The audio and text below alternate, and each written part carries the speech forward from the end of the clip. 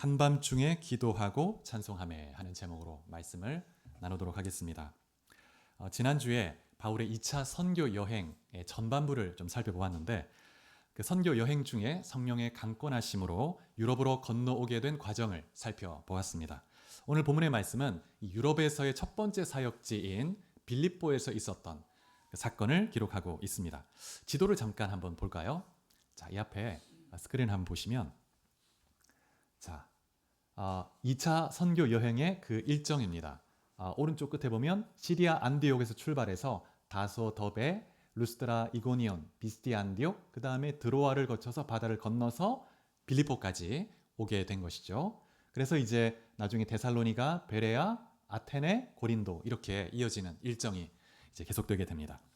이 빌립보는 이 마게도냐라는 주에 속한 한 도시였습니다. 근데 16장 12절에 보면 이 빌립보는 마게도냐 지방의 첫 성이요 또 로마의 식민지라고 말씀하고 있습니다. 이 첫 성이라는 이 표현은 첫째 가는 도시, 또 으뜸 가는 도시 이런 의미로 이해할 수 있습니다. 그래서 이 마게도냐 지역에는 당시 로마 시대 이 도로가 굉장히 잘 정비되어 있었는데 이 마게도냐 지역에는 에그나티아라고 하는 그런 중요한 로마의 도로가 있었는데요. 지금 이 도로의 그 유적이 남아 있는데 지금의 그 이스탄불, 예전에는 비잔티움이라는 그 지명으로 불렸죠. 이스탄불에서 그리스 서쪽 끝까지 쭉 이어지는 그 도로가 있는데 이 도로의 길이가 1120km 정도가 됩니다.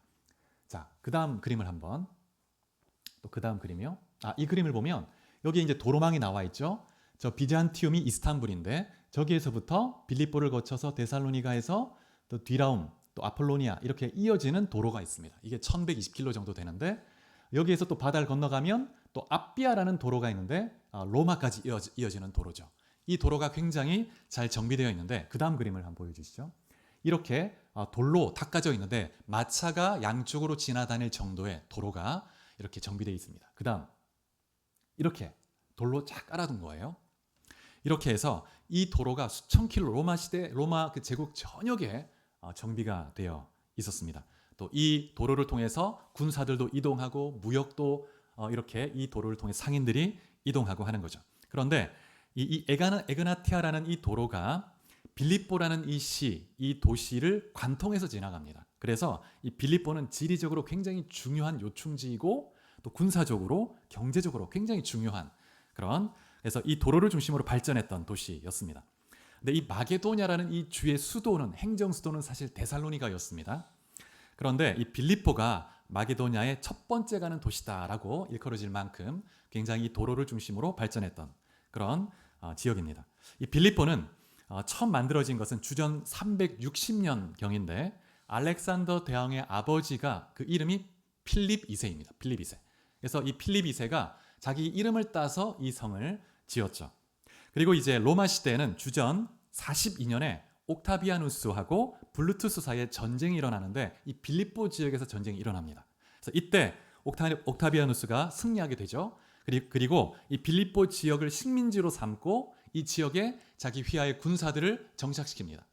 그리고 이후에 이제 로마의 퇴역 군인들도 이 빌립보에 많이 와서 장성들이 이제 은퇴하고 나서 이제 머물게 되면서 이 빌립보가 많은 이제 로마의 군인들이 머무는 그런 도시가 되는데 그래서 로마로부터 자치권을 얻게 됩니다.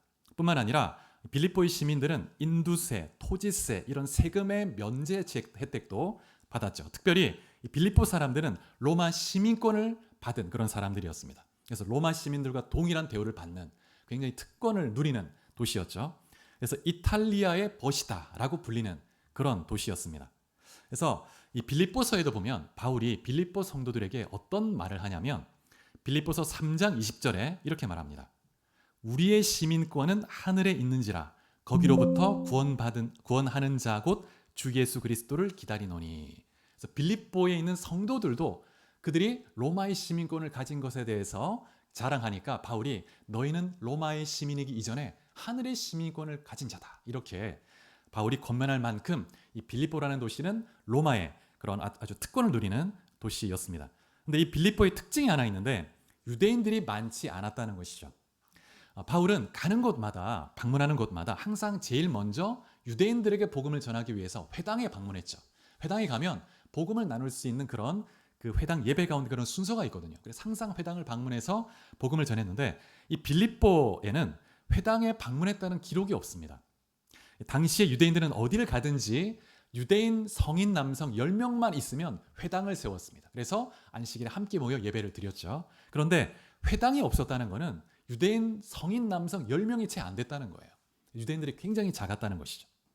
그래서 바울 일행이 안식일이 되었는데 회당이 없으니까 기도할 처소를 찾다가 강가에 가게 됐는데 그 강가에서 이제 하나님을 섬기는 경건한 여인들이 모여서 기도를 하고 있었던 거예요. 그들을 만나서 바울이 복음을 전했습니다. 그런데 이때 하나님께서 루디아라는 한 여인의 마음을 여셨다고 말씀하고 있습니다.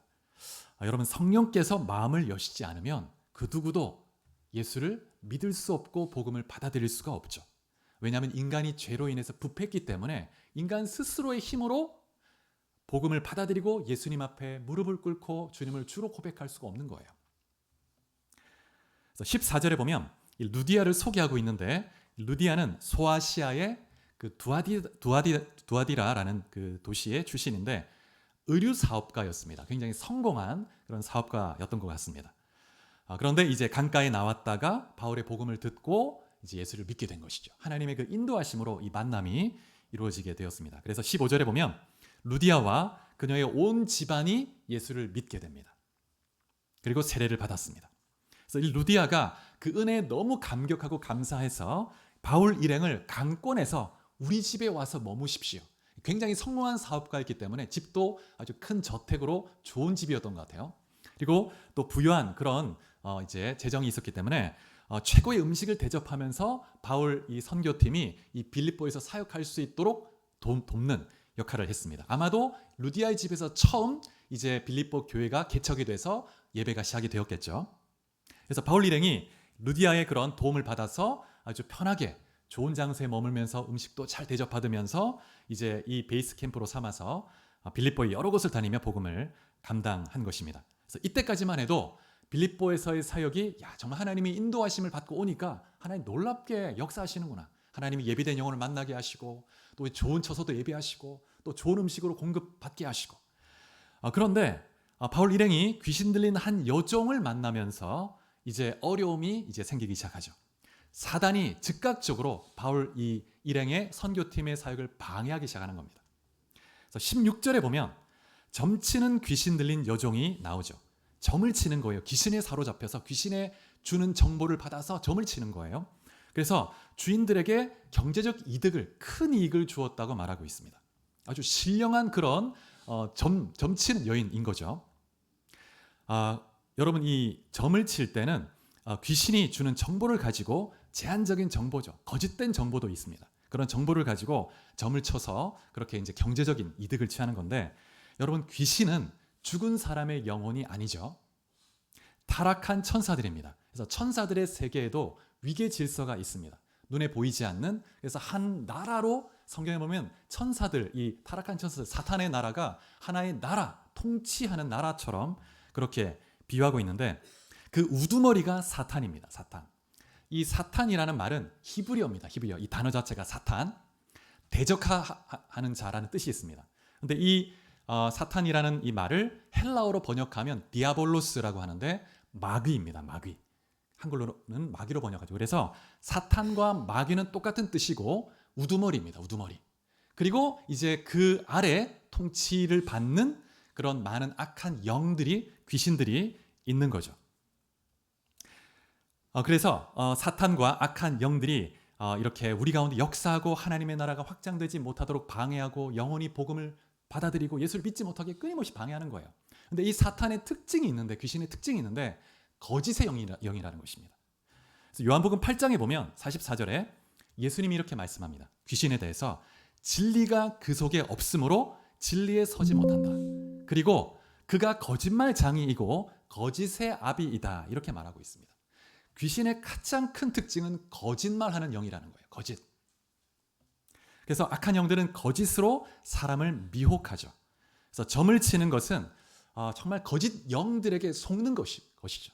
그래서 귀신과 교제하는 것이고 귀신에게 이용당하는 것이고 결국에는 귀신과 함께 지옥에 떨어지는 그런 정말 헛된 길임을 우리가 기억해야 합니다.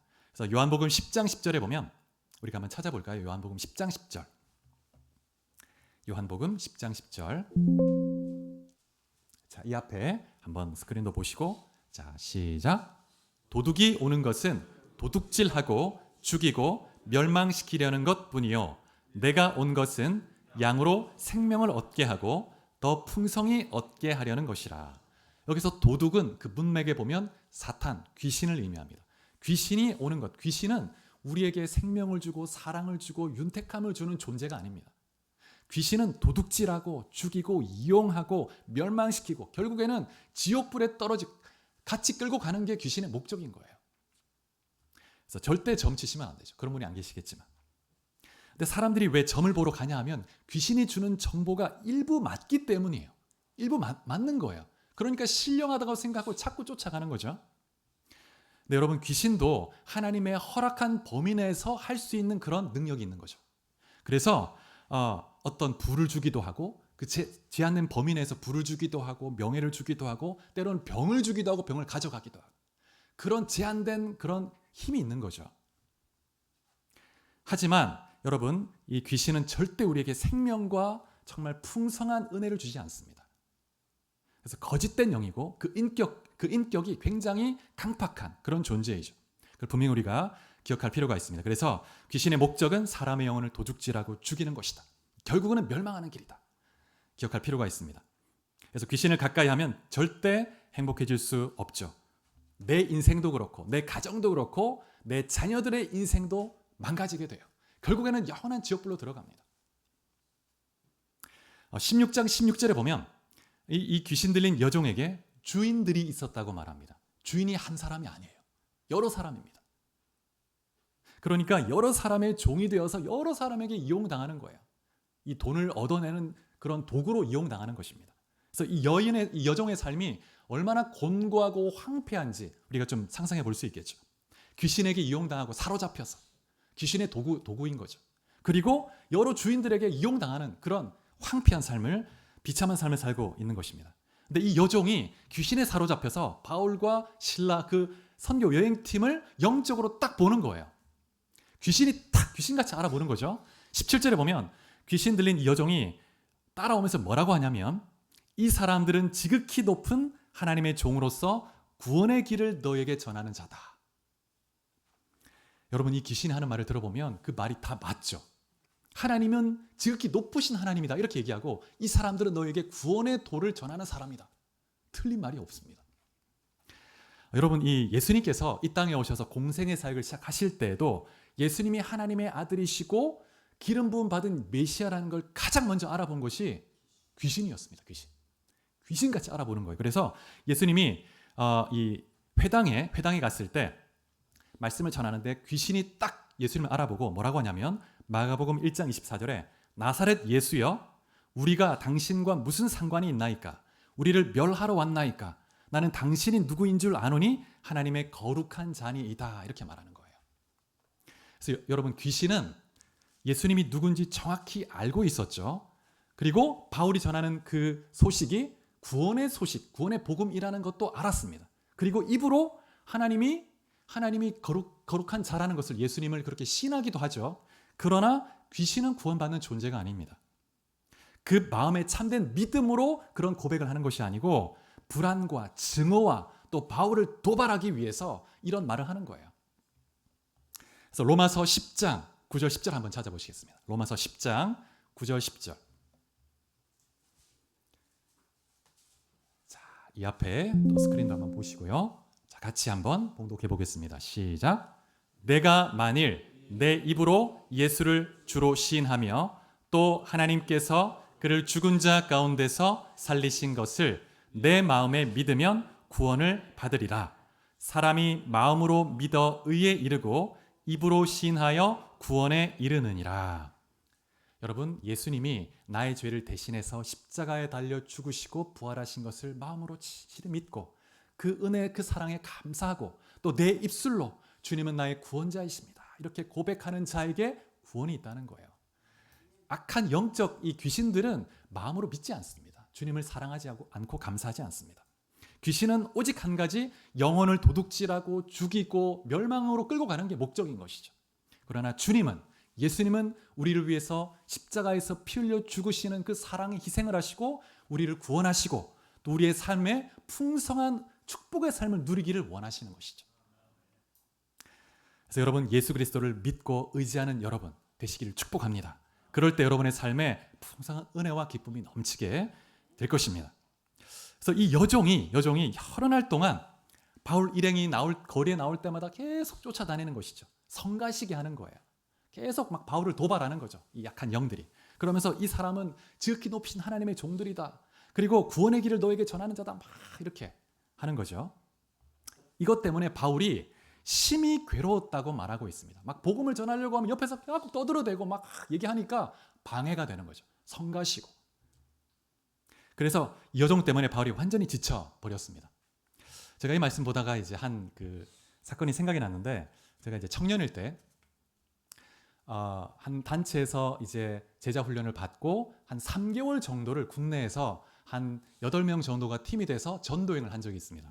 근데 그때 진주도 방문하고 통영에서 한 2주를 머문 적이 있는데, 그래서 한 교회의 교육관에서 이제 잠을 자고 그렇게 우리 처소를 정하고 이제 전도를 하고 그랬습니다. 그러면서 매일마다 일어나서 이제 예배하고 말씀 묵상 나누고 기도하고 또 오늘 어떤 일정을 할 것인지 회의도 하고 그다음에 통영 시내 가서 또 전도하고 노방 전도하고 이렇게 했죠. 근데 이제 우리 팀이 갔을 때 한 고등학생 남자아이인데, 이 남자아이가 약간 좀 정신적으로 조금 문제가 있어 보이는 그런 남자아이였는데 우리 모임에 계속 오는 거예요. 그래서 날마다 아침마다 이제 일어나자마자 와가지고 우리 모임 예배도 같이 막 하려고 그러고, 그다음에 또 우리가 또 우리 팀끼리 의논하는 회의도 해야 되는데 자꾸 와서 있는 거예요. 그래서 며칠 이렇게 보다가 우리 팀이 좀 이런 팀만 또 시간을 가져야 되는 게 있으니까 이 시간에 매일 오지 말고 이 교회 예배가 있다 이렇게 오라고 이제 이렇게 약간 이제 그렇게 얘기를 했더니 얘가 딱 삐지더니 어떻게 전도행 팀인데 그렇게 하냐고, 사람을 그렇게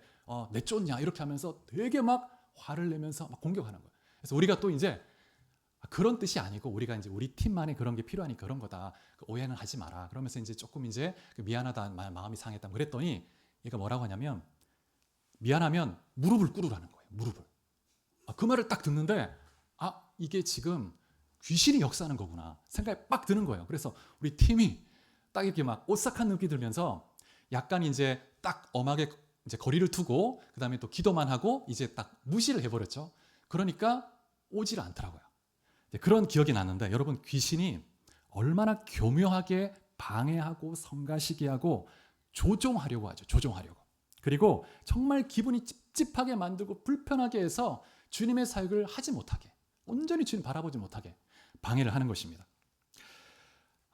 초대 교회 교부 중에서 이레니우스라는 교부가, 아주 유명한 교부가 있는데 이 교부가 쓴 책 중에 이단에 반박하여라는 책이 있습니다. 근데 이 책에 보면 사탄이 어떻게 성도의 신앙을 약화시키고 무너뜨리는지 그 전략이 소개되고 있는데 좀 그 전략들을 좀 나누고 싶습니다. 이 책은 2세기경에 쓰여졌는데 주된 그 기록 목적이 뭐냐면 당시에 영지주의라는 이단이 있었습니다. 근데 이 이단에 대해서 반박하기 위해서 참된 구원의 진리가 무엇인지 소개하면서 사단이 어떻게 역사하는가를 소개하는데, 첫 번째 사탄은 거짓 교리와 철학을 통해서 성도를 미혹하죠. 그래서 그 시대에 거짓된 어떤 철학적 사상, 시대적 정신, 거짓된 교리를 교묘히 만들어서 성도를 혼란스럽게 만듭니다. 그래서 참된 믿음에서 조금씩 멀어지게 만드는 거죠. 그래서 사탄은 사람들의 귀에 듣기 좋은 말, 그럴듯한 철학을 만들어서 복음의 진리를 흔들어 버리는 거예요. 최근에 우리 긍정적 사고방식, 이런 것도 우리가 복음과 잘 구분할 필요가 있습니다. 참된 복음을 받아들이면 긍정적 사고가 따라오겠죠. 하나님을 신뢰하고 하나님의 함께하심 믿으니까 긍정적인 마음으로 우리가 나갈 수 있게 됩니다. 그러나 긍정적 사고 그 자체는 복음과는 다른 것입니다. 그래서 오늘날 우리가 많은 정보와 가르침을 접하게 되는데 정말 성경적 진리 위에서 잘 분별하지 않으면 우리도 혼란을 겪을 수 있고, 그런 혼란 속에서 점점 마음이 식어지는 거예요. 그래서 주님께로부터 멀어지게 되는 것입니다. 사단이 교묘하게 그런 거짓된 그런 철학이나 교리를 만들어서 그렇게 성도를 하나님과 멀어지게 만들죠. 두 번째는 하나님의 말씀을 왜곡하는 방식으로 왜곡해서 유혹합니다. 그래서 창세기 3장을 보면 사단이 가장 먼저 첫 인간을 유혹할 때 썼던 방법이 말씀을 왜곡하는 것이었습니다. 그래서 말씀을 왜곡하고 하나님의 성품을 왜곡되게 바라보게 만들고, 그래서 사단은 여전히 이런 방법을 사용하죠. 그래서 성경 말씀을 자기 뜻대로 주관적으로 해석하게 만들고, 그래서 교묘하게 잘못 이해하게 만들어서 그래서 진리로부터 멀어지게 하는 거죠. 그래서 여러분, 우리가 성경을 읽을 때 정말 성령께 도움을 구하고 성령님 가르쳐 주시고 모든 진리 가운데로 인도해 주옵소서 기도하면서 또 교회에서 목회자의 인도를 잘 받아서 말씀을 공부할 필요가 있습니다. 그래서 우리가 이 말씀을 또 읽을 때도 단순히 그냥 읽는 정도에 그치는 것이 아니고 이 말씀이 전하는 핵심 진리가 무엇인지 체계적으로 우리 내면에 담아둘 필요가 있습니다. 그래서 말씀이 체계로 딱 내 안에 있는 거예요. 그러면 성경에서 말하는 하나님이 어떤 분이신가에 대해서 체계적으로 쫙 정리가 돼 있고, 말씀에서 말하는 인간이란 어떤 존재인가, 또 말씀에서 구원에 대해서 어떻게 말하고 있는가, 이것이 체계적으로 내 안에 있을 때 관점이 생깁니다. 관점이. 그래서 관점이 생기면 분별을 할 수가 있게 되는 거죠. 그래서 체계적인 진리가 바로 교리이고 신학인 것이죠. 그래서 여러분 한 분 한 분이 말씀을 딱 붙들고 말씀을 더 열심히 배우고 또 체계적으로 또 그 믿음을 세울 수 있기를 축복합니다. 이 세 번째 사단의 전략은 뭐냐면 하나님의 은혜를 당연하게 여기게 만드는 거예요. 우리 찬양에도 그런 찬양이 있지 않습니까? 하나님의 그 은혜가 당연한 것으로 여겼는데 돌아보니 정말 이 모든 것이 다 은혜였다, 이런 찬양이 있지 않습니까? 하나님께서 우리에게 주신 이 구원의 은혜가 얼마나 놀라운 것인지 날마다 감사하고 또 감사해도 다 감사할 수가 없습니다. 너무 큰 은혜인데 이런 십자가의 구원의 은혜, 우리에게 베풀어 주신 은혜를 당연한 것으로 여기게 그냥 무뎌지게 만드는 거예요. 그 순간 우리의 신앙이 점점 식어집니다. 그리고 하나님께부터 멀어지기 시작하는 것이죠. 사단이 그렇게 유도한다는 거예요. 당연한 것처럼 여기 익숙해지게 만들고 무뎌지게 만들고, 그래서 십자가의 복음을 들어도 전혀 감격이 없고 감동이 없고 늘 그냥 아는 얘기지 뭐, 이렇게. 그래서 여러분, 우리가 날마다 하나님의 그 은혜, 십자가를 묵상하고 주님을 바라보고 감사의 삶, 하루하루 내게 주신 은혜, 생명 주신 은혜. 최근에 제가 정말 친한 그 목사님, 같이 이제 대학도 같이 나오고 자취도 같이 하고 그 다음에 또 이제 신대원도 같이 다니고 그랬던, 정말 지금까지 동력하는, 연락 주고받고 기도하는 목사님이 계신데, 이분이 이제 지난 여름에 이렇게 건강한 분이었는데 이렇게 음식을 이렇게 좀 잘못 드셨는데, 장로님들과 같이 드셨는데 이 목사님만 이 간에 이렇게 세균이 감염돼 가지고 그래서 한 2달을 입원을 하시더라고요. 야, 그래서 정말 이렇게 죽음의 문턱까지 갔다가 오셨는데 지금은 좀 회복돼서 퇴원도 하고 잘 이렇게 계신데, 야, 정말 제가 보면서 야, 정말 생명이 진짜 한순간에 진짜 이렇게 우리가 뺏길 수도 있는 거구나 보면서 감사하고 하루하루 정말 숨을 쉬고 또 이렇게 예배 드리고 내게 주신 은혜를 감사하는 삶, 너무나 중요합니다. 그래서 여러분, 셀 모임을 할 때도 우리가 항상 감사를 나누죠. 너무 중요합니다. 하나님 은혜를 늘 우리가 생동감 있게 나누고 기억하는 것 중요합니다.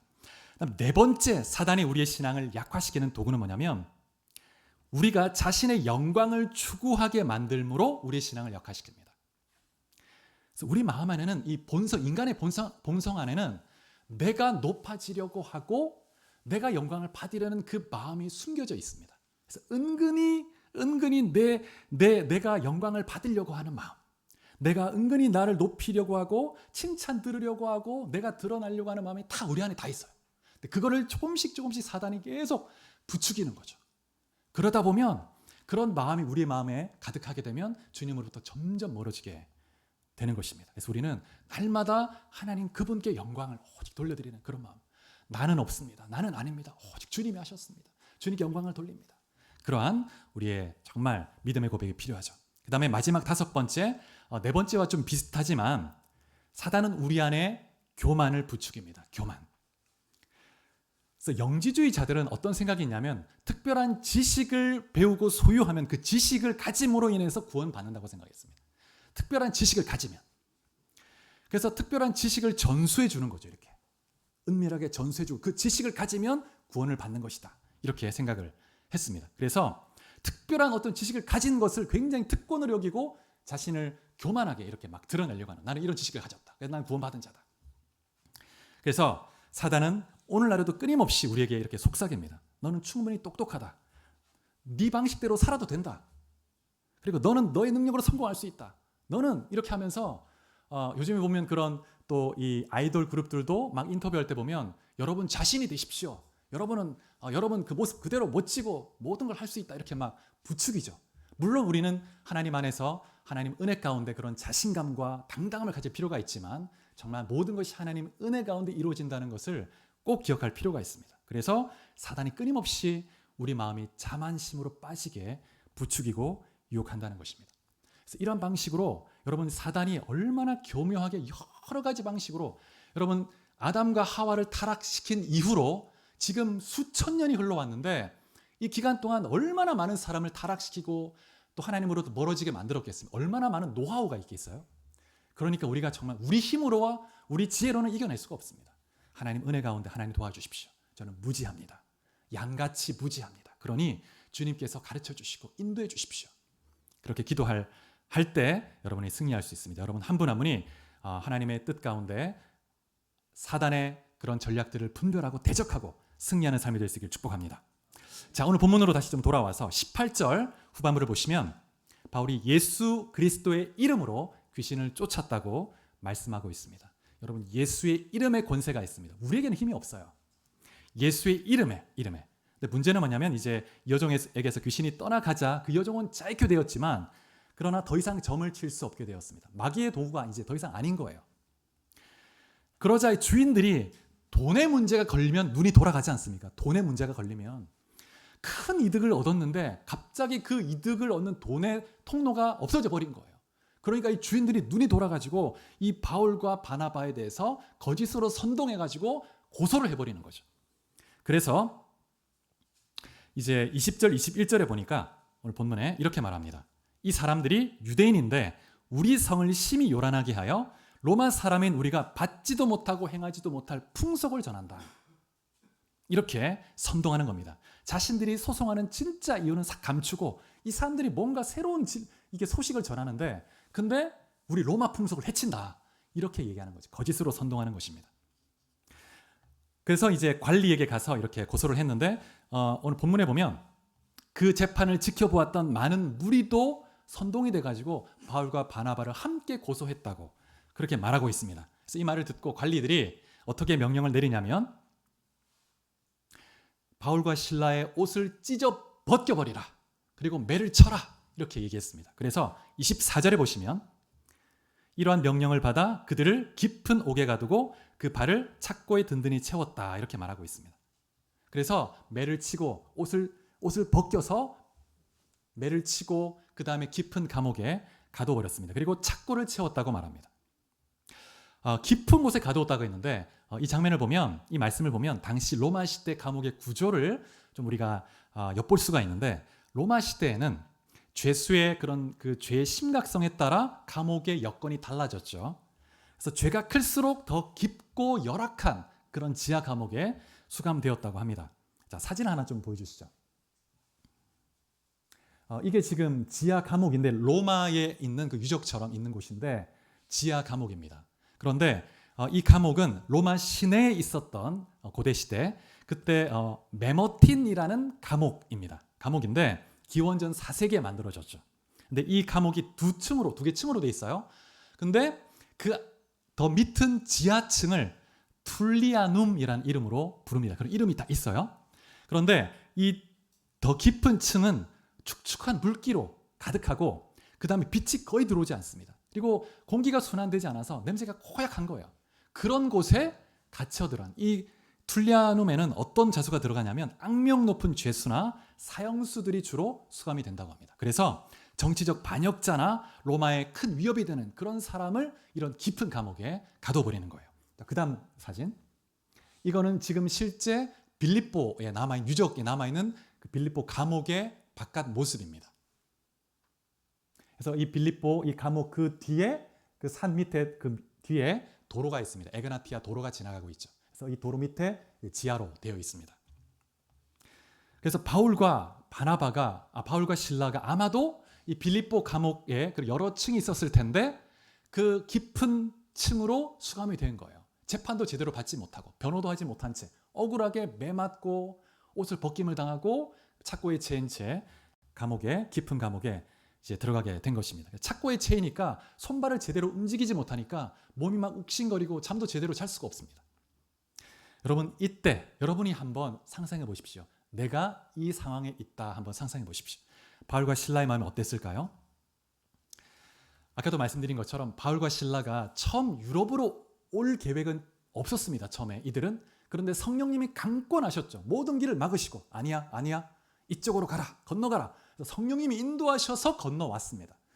그래서 처음에는 하나님이 놀랍게 인도하신 예비한 영혼도 만나게 하시고 또 좋은 환경도 허락하셨는데 상황이 바뀌었어요. 그래서 매도 많이 맞고 감옥에 들어갔습니다. 그러면 서운할 수 있죠. 하나님 뜻이 뭘까? 왜 우리를 이렇게 내버려 두시나? 하나님 뭐 하시나? 그럴 수 있습니다. 여러분, 그래서 이 바울이 그렇게 한밤중이 되어서 감옥에 탁 있는 거예요. 여러분, 우리의 삶에도 이런 상황이 일어날 수 있죠. 예기치 않는 질병 때문에 인생의 한밤중에 들어갈 수 있고, 또 결혼 생활의 어려움 때문에 인생의 한밤중으로 들어갈 수도 있고, 경제적인 속박 때문에, 여러 가지 억제하지 못한 유혹 때문에 여러 가지 인생의 한밤중 우리가 들어갈 수 있습니다. 그리고 특별히 하나님의 인도하심이라고 믿고 발걸음을 내디디고 왔는데, 그런데 좋지 못한 결과가 나오면서 인생의 한밤중에 들어가기도 하죠. 근데 그러한 인생의 한밤중에 들어가면 우리가 할 수 있는 것이 많지 않습니다. 내 힘으로 이 상황을 통제할 수도 없고. 근데 오늘 본문에 보니까 인생의 한밤중에 바울과 실라가 무엇을 했습니까? 25절 말씀에 보면 오늘 본문의 전환점이죠. 이 한밤중에 바울과 실라가 기도하고 하나님을 찬송하매. 이 한밤중이라는 말은 밤의 중간, 자정, 완전 밤 12시입니다. 한밤중에 다른 사람은 다 잠자고 있을 그 시간입니다. 간수도 잠을 자고 있었죠. 근데 이때 바울과 실라가 기도하고 찬양을 드렸다고 말씀하고 있습니다.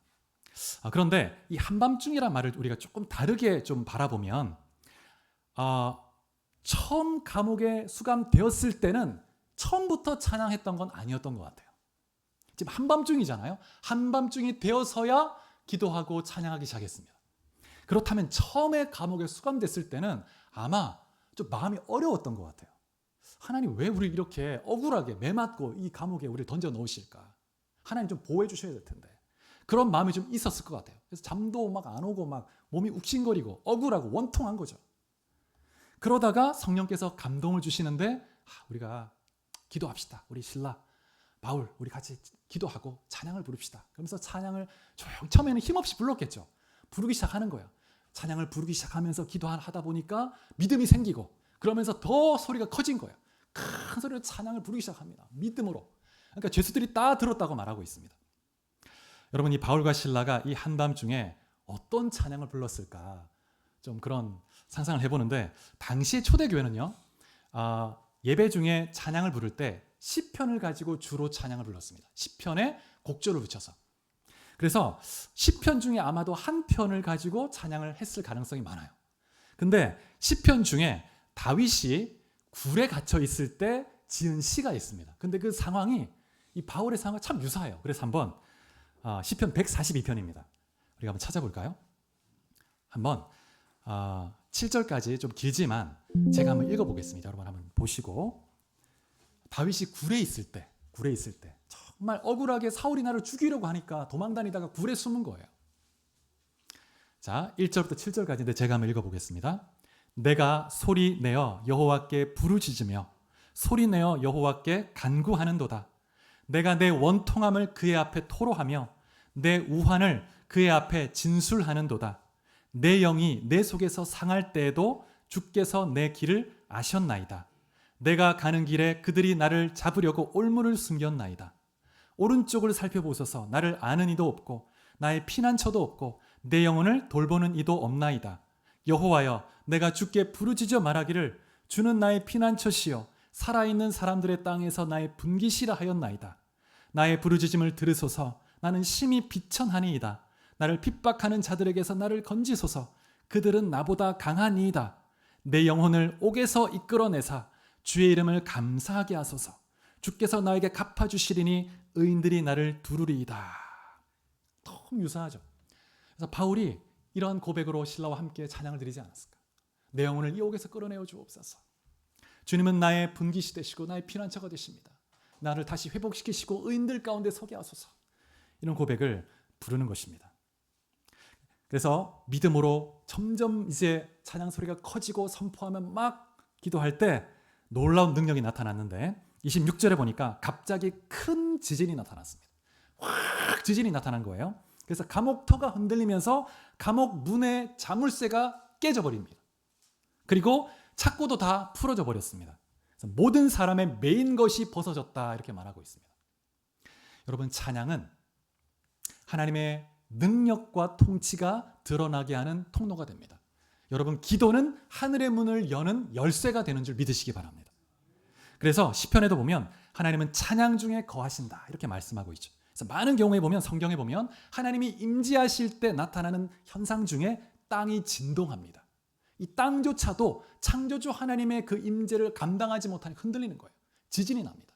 신의 산에 하나님이 임재하셨을 때 땅이 진동했습니다. 그래서 지금 이 빌립보에 이 지금 감옥에서 바울과 실라가 찬양을 드릴 때 하나님이 임재하신 거예요. 그 가운데 그 깊은 지하 감옥에 찾아가신 겁니다. 그러자 하나님이 그 임재 가운데서 지진이 난 거예요. 지진이. 그러면서 문들이 다 깨지고 열려버린 것이죠. 여러분, 주의 영이 거하는 곳에 자유함이 있습니다. 그래서 정말 이 찬양과 기도로 하나님 앞에 나아갈 때 메인 것을 풀고 그 다음에 사단의 속박과 권세가 파해지는 능력이 있는 줄 믿으시기 바랍니다. 여러분이 어떠한 인생의 한밤중에 있든지 어떤 여건에 있든지 여러분의 감정에 상관없이 상황에 상관없이 찬양을 드려보십시오. 그럴 때 하나님의 놀라운 역사가 나타나게 될 줄 믿습니다. 그래서 여러분의 삶 속에 찬양과 기도 가운데 하나님의 놀라운 하늘의 신령한 은혜와 능력을 맛보면서 생명의 통로로 주님과 동행할 수 있기를 축복합니다. 근데 이 바울과 실라가 찬양할 때 성령께서 감옥의 문만 여신 것이 아니고 간수의 그 차갑고 강팍한 그 간수의 마음도 녹아지게 하신 거예요. 하나님은 단순히 그냥 바울과 실라만 구출을 해내시길 원하는 것이 아니고 그 간수의 마음을 녹아지게 한 거예요. 그래서 그 지진으로 그 감옥을 흔들었을 뿐만 아니라 간수의 마음도 흔드신 거예요. 간수의 마음도.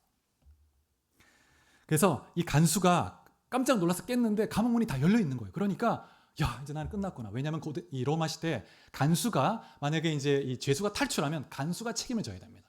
그래서 죽어야 돼요. 그 처벌이 두려웠던 거죠. 그래가지고 나는 이제 어차피 죽어야 될 목숨, 내가 죽어야 되겠구나. 자결을 하려고 하는데 바울이 그 장면을 딱 보고 이렇게 외치죠. 너의 몸을 상하지 마라. 우리가 다 여기 있다. 외치는 거예요.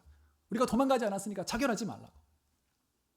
이 말을 듣고 간수가 깜짝 놀라가지고 등불을 들고 감옥 안으로 들어옵니다. 그리고 두려워 떨면서 엎드려가지고 뭐라고 하냐면 선생님들이여 내가 어떻게 해야 구원을 얻으리까 이런 말을 하죠. 벌벌 떨면서 이런 질문을 하는 거예요. 여러분, 이 질문이 인간적 그런 어떤 계산으로 나오는 질문이 아니죠. 성령의 감동으로 하시는, 성령의 역사가 아니면 이런 질문을 할 수가 없습니다. 그래서 간수가 처음에는 자기 육신적 안위에 대해서 걱정했습니다. 아, 내가 이제 큰일 났다. 어떡하냐. 이제 처벌받겠구나. 죽겠구나. 이런 육신적 그런 안위에 대해서 걱정하고 두려워했다면 이제 성령의 역사 가운데 자신의 죄악된 삶을 깨닫기 시작하는 거예요. 그러면서 그 영혼의 안전, 영혼에 대해서 걱정하기 시작하는 것입니다. 내가 어떻게 해야 구원을 받겠습니까? 그래서 바울이 이때 주의 말씀, 복음을 이 사람에게 전하고 그 집 모든 사람, 가족들에게도 전했다고 말합니다. 이때 간수가 예수님을 만나게 되죠. 그래서 이 간수가 감옥에서 데리고 나갑니다. 그 밤에 데리고 나가서 이제 시냇가에 가서 몸을 다 씻겨주고 다 이렇게 맞은 데도 다 닦아주고 그리고 가족을 다 불러서 이곳에서 세례를 받는 거예요. 예수를 믿고. 그래서 온 가족이 예수를 믿었다고 말합니다. 그래서 그 집에 가서 음식도 대접을 받습니다. 그리고 다시 감옥으로 돌아와서 이제 감옥에 탁 이제 가두는 거죠. 여러분, 하나님의 인도하심이 참 놀랍습니다. 하나님이 간수가 복음을 듣게 하시기 위해서 바울과 실라를 이 감옥으로 보내신 거예요. 여러분, 복음 전도자는 때로 정말 사망의 음침한 골짜기로 지나갈 수 있는 용기와 인내가 필요합니다. 그래야 영혼을 얻을 수 있습니다. 그래서 바울과 실라이기 때문에 가능한 일이죠. 그냥 이 하나님 우리를 살려주시나 보다. 그냥 나가버렸으면 그러면 그 영혼은 구원받지 못하는 거잖아요. 하나님이 참 급하셨던 게 아닌가. 이 간수를 구원할 기회를 놓치지 않기 위해서 바울이 다른 지역으로 가려는 그 계획을 다 막으시고 강권적으로 이끌어가지고 야 빨리 가야 된다. 자 빨리 건너가라. 유럽으로 가라. 빌립보로 가라. 감옥에 좀 들어가 있어. 잠깐만 너희가 참아라. 하나님이 이 바울과 실라를 통해서 간수를 구원해 내신 것입니다. 그래서 여러분 하나님은 단지 우리의 삶 속에 어떤 기적과 역사를 통해서 야 놀라운 기적이다. 그 자체가 목적이 아닙니다. 하나님은 이 기적을 통해서 역사를 통해서 자신이 어떤 분인가를 계시하실 뿐만 아니라 영혼을 구원하기 원하십니다. 영혼을. 그래서 여러분 우리는 항상 하나님 어떤 분이신지 초점을 딱 두고 그 다음에 영혼에 초점을 둘 필요가 있습니다. 영혼을 긍휼히 여기고. 그래서 바울이 도망하지 않고 이 기회를 복음 전할 기회로 삼았죠. 여러분 이 감옥의 간수들은 되게 거칠고 강팍하고 냉혹한 사람들입니다. 여러분 영화 같은 거 보면 감옥의 상황이 나오는 영화를 보면 어떻습니까? 죄수들이 굉장히 막 이렇게 막 잔인하고 막 이런 죄수들이 있잖아요. 근데 그런 죄수들이 있는 곳에는 항상 간수들도 덩치 크고 막 강팍하고 완전 얼굴에 막 험상궂은 이런 간수들이 있어요. 그래야 이 죄수들을 딱 이렇게 제어할 수가 있거든요. 간수도 강팍한 사람들입니다. 그렇게 죄수들을 딱 대했기 때문에. 그래서 이 간수도 분명히 그 마음이 강팍하고 냉혹하고 아마 차가워 이런 사람이었을 겁니다. 그런데 그런 사람이 변화될 수 있을까? 그런데 하나님은 하시는 거죠. 하나님은. 그래서 그 냉혹한 강팍한 그 사람의 마음을 흔드시고 만지시는 분 하나님이 계시기에 이 영혼이 변화된 것입니다. 그래서 하나님은 이 간수가 서 있는 기반, 그가 붙들고 있는 기반을 흔들어 버리시는 거예요. 감옥문을 확 열어버리고 그가 할 수 있는 게 아무것도 없죠. 하나님은 우리의 심령을 흔드시고 우리가 돌이키게 하시기 위해서 때로 우리가 의지했던 것, 내가 붙들었던 것을 흔들어 버리십니다. 야, 내가 붙들었던 그게 아무것도 아니구나. 한순간에 없어져 버리는구나. 야, 내가 의지할 게 아무것도 없구나. 그러면서 하나님 우리 마음을 가난하게 만드시고 하나님께 돌아올 수 있도록 역사하시는 것입니다. 그래서 하나님이 이 빌립보의 감옥의 간수 그 마음을 한 번 흔드심으로 주님께 돌아오도록 만드셨습니다. 여러분 이 땅의 그 어떤 사람도 주님을 향해서 강하게 대항하며 그 은혜에 대해서 끝까지 대항하며 설 수 있는 사람은 없습니다. 그래서 하나님의 우리 가운데 찾아오시고 무한한 은혜를 베푸시면 우리는 그 앞에 꼬꾸라 넘어질 수밖에 없어요. 요나서를 보아도 지난 달에 요나서를 보았는데 요나가 니느웨에 가서 이제 이 니느웨 성이 굉장히 큰데 3일 길을 다녀야 한번 돌아볼 수 있습니다. 그런 니느웨가 이 요나가 어떻게 합니까? 한 반나절 정도만 그냥 대충 복음을 전했습니다. 회개 안 하면 벌 받습니다 하고 대충 그냥 하고 끝내버렸는데 그 대충 전하는 말을 듣고 니느웨 성의 모든 사람이 가축들까지 금식하며 회개했죠. 이게 어떻게 가능합니까? 여러분 이 니느웨 사람은 역사적으로 보면 니느웨 이 아시리아의 수도지 않습니까? 아시리아 사람들은 잔인하기로 유명합니다. 포로들을 잔인하게 그 껍질, 피부를 다 벗겨서 죽이고 잔인하게 죽입니다. 그래서 아주 악명이 높아요. 근데 그런 사람들이 요나가 대충 복음을 전했는데 회개하고 돌아오는 거예요. 어떻게 일이 가능합니까? 하나님만이 할 수 있는 거죠. 그래서 이 요나가 방문하기 전에 어떤 일이 있었냐면 그곳에 엄청난 홍수가 있었습니다. 니느웨. 그래가지고 많은 사람이 죽죠. 그래서 니느웨 사람들이 그들의 신에게 막 제사 드리고 막 기도했는데 또 그 다음에는 어떤 일이 생기냐면 전염병이 또 돌아요. 그래서 또 많은 사람이 죽습니다. 야, 우리가 아무리 신에게 해봐야 아무 소용이 없구나. 또 그 다음 해에는 일식이 일어나가지고 태양이 확 빛을 잃어버리니까 고대 시대는 이게 엄청난 두려운 일이거든요. 그래서 두려움 속에 빠져서 마음이 엄청 가난해져 있었는데 그때 요나가 온 거예요. 뭐 대충 회개 안 하면 벌받는 심판이 일어난다 그러니까 야 이게 또 뭐냐 무슨 또 일이 벌어질까 두려워가지고 바로 회개하는 거죠. 여러분 하나님이 역사하시면 우리의 말의 능력, 우리의 어떠함이 그 사람을 변화시키는 것이 아닙니다. 하나님이 하시는 거죠. 하나님이. 그래서 여러분 혹시 여러분 주변에 오래 기도해도 또 전도해도 주님께 돌아오지 않는 거, 이 사람은 참 예수 믿겠나 하는 사람이 있습니까? 주님이 하시면 한순간에 돌아올 수 있습니다. 우리가 낙심치 말고 기도합시다. 하나님이 역사하시면 정말 그 딱딱한 심령, 강팍한 심령도 녹아지게 되는 거죠. 우리가 기도할 때 하나님이 역사하실 줄 믿습니다. 35절 이후를 보면 이제 날이 셉니다. 아침이 되었는데 상관들이 이제 부하를 보내서 갑자기 하룻밤 사이에 마음을 바꾸죠. 그래서 이제 이 죄수들을 풀어주게 합니다. 바울과 실라를. 하나님이 이제 그 뜻을 다 이루셨기 때문에 바울과 실라가 더 이상 있을 필요가 없습니다. 그곳에. 하나님은 바로 그 관리의 마음을 딱 움직여서 이제 풀려나게 하시는 거죠. 그래서 이제 아마도 회심한 간수가 와서 바울과 실라에게 평안하게 이제 가셔도 됩니다 하면서 기쁘게 문을 열어줬겠죠. 근데 37절 보니까 바울이 이 관리에게 따지는 말이 나옵니다. 우리가 로마 시민권을 가졌는데 재판도 올바로 하지 않고 죄도 정확하게 딱 정하지도 않고 이렇게 때리고 이건 말이 안 된다. 관리들이 직접 와서 우리를 모셔서 딱 데리고 나가서 우리를 딱 보내줘야 된다. 이렇게 로마 시민권자라는 그거를 딱 얘기를 하는 거예요. 그러니까 이 말을 듣고 상관들이 두려워합니다. 뭐라고? 로마 시민권을 가졌다고? 그러면서 두려워 떨면서 와가지고 바울과 실라 모셔서 이렇게 바깥으로 와서 이제 보내주죠.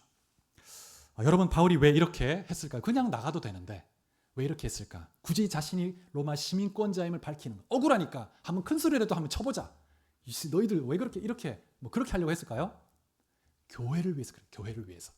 이제 남아있을 교회를 함부로 하지 못하도록 내가 세운 이 교회, 나와 관련된 이 사람들, 내가 로마 시민권자이니까 너희들 잘 똑바로 함부로 하지 마. 이런 의도가 담겨 있는 거예요. 그래서 여러분, 바울은 로마 시민권을 가진 것 자체에 대해서 너무 뿌듯해하고 자랑한 것은 아니지만 필요할 때는 그 권리를 사용했죠.